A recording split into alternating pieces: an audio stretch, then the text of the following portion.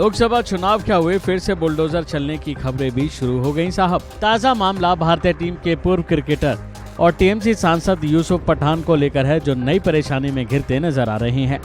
ऐसा लग रहा है कि चुनाव लड़कर इन्होंने कोई गलती कर दी है, क्योंकि इस बारे में वो खुद बोल चुके हैं। दरअसल आपको पहले पूरा मामला बताते हैं। सांसद यूसुफ पठान को 6 जून को सरकारी जमीन से कब्जे को हटाने के लिए नोटिस भेजा गया, जिसके बाद नगर निगम के पूर्व पार्षद के द्वारा इस जमीन पर कथित तौर पर किए गए कब्जे को अवैध बताते हुए नगर निगम से एक्शन लेने की मांग की गई। इसके बाद यूसुफ पठान को नोटिस भेजा गया। यूसुफ पठान ने गुजरात सरकार पर उन्हें प्रताड़ित करने का आरोप लगाया। वडोदरा म्युनिसिपल कॉर्पोरेशन यानी वीएमसी की ओर से यूसुफ पठान को अतिक्रमण का नोटिस भेजा गया। इस मामले को लेकर यूसुफ पठान ने हाईकोर्ट का दरवाजा खटखटाया, तो वहीं गुजरात हाईकोर्ट में टीएमसी को नोटिस भेजकर इसका स्पष्टीकरण भी मांग लिया। इस मामले को लेकर हाईकोर्ट ने पूछा कि 10 साल तक उनके द्वारा कोई एक्शन क्यों नहीं लिया गया, तो उन्होंने कहा कि मैं हाल ही में लोकसभा चुनाव में चुना गया हूं, मुझे प्रताड़ित करने की कोशिश की जा रही है क्योंकि मैं दूसरी पार्टी से चुना गया हूं। पठान ने कहा कि पिछले 10 सालों से कुछ नहीं किया गया और अचानक चुनाव परिणाम के बाद 6 जून को नोटिस भेज दिया गया।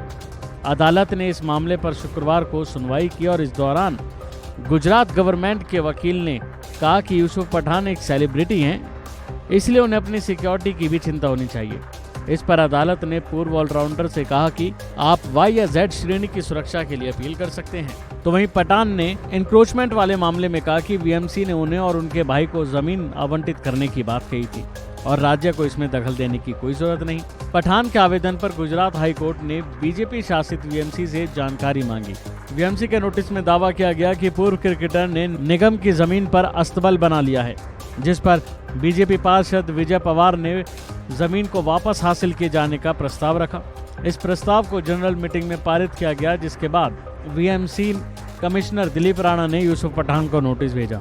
अब आपको बता दें कि सुनवाई के दौरान सरकारी वकील ने कहा कि 3 मार्च साल 2012 को वडोदरा नगर निगम को जमीन की कीमत अदा करने की इच्छा व्यक्त की गई थी, जिसके बाद निगम की बैठक में प्लॉट के लिए 5.20 करोड़ रुपए तय किए गए। पहले इसको मार्केट रेट पर प्लॉट बेचने का फैसला लिया गया, बाद में इसे खारिज कर दिया गया।